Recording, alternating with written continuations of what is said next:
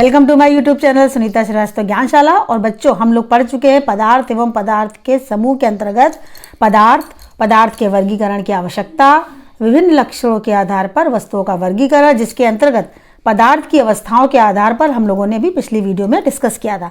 तो बच्चों, एक बार मैं फिर से रिवाइज करा देती हूँ कि जैसे कि मोम है, मोम ठोस होता है। अगर हम उसे गर्म करें तो गर्म करने पर वो क्या द्रव में बन जाता है, और जब द्रव को फिर और ज़्यादा गर्म करते हैं तो क्या बन जाती है, गैस बन जाती है। इस प्रकार से तीन प्रकार के जो पदार्थ होते हैं, ठोस, द्रव और गैस, जिनको हम देखते हैं। ठोस क्या होता है, आकार व आयतन में निश्चित। द्रव क्या है, आकार अनिश्चित और आयतन भी अनिश्चित होता है, आयतन भी उसका अनिश्चित होता है। गैस का आकार व आयतन दोनों ही अनिश्चित होता है। अब बच्चों, हम लोग कर लेते हैं प्रैक्टिस क्वेश्चनों की। यहाँ पर देखिए बच्चे, निम्न प्रश्नों के उत्तर देने हैं आपको। पदार्थ की तीन अवस्थाओं के नाम लिखना है। बच्चों, आप समझ गए होंगे तीनों अवस्थाएं कौन कौन सी होती है। पदार्थ की उस अवस्था का नाम लिखिए जिसमें पदार्थ का आयतन और आकृति दोनों निश्चित होती है। तो बच्चों, कौन सी होगी, बिल्कुल सही, ठोस होगा यहाँ पर। कारण बताइए कि द्रव पदार्थों की आकृति निश्चित नहीं होती है, क्यों नहीं होती। आपने बहुत अच्छे से वीडियो देखा, आप समझ गए होंगे।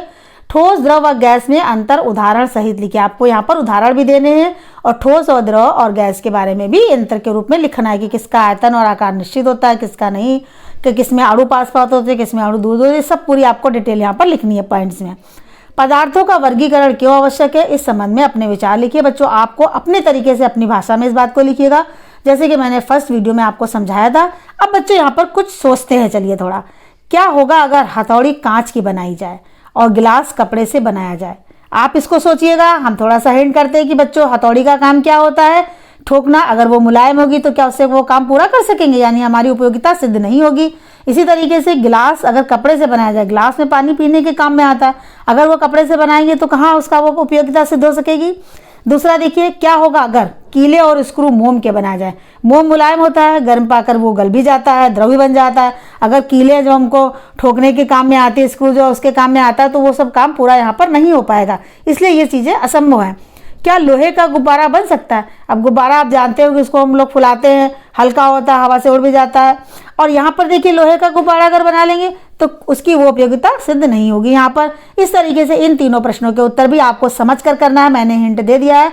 और ये सारे उत्तरों में कोई भी अगर आपको समझ में नहीं आता है तो आप कमेंट बॉक्स में जरूर लिखिएगा, और चैनल को लाइक कीजिएगा, सब्सक्राइब कीजिएगा और शेयर जरूर कीजिएगा बच्चों। और मैंने फिर से एक बार बोल रही हूँ आपको कि रजिस्टर बनाकर इन प्रश्नों के उत्तर जरूर कीजिएगा। Thank you.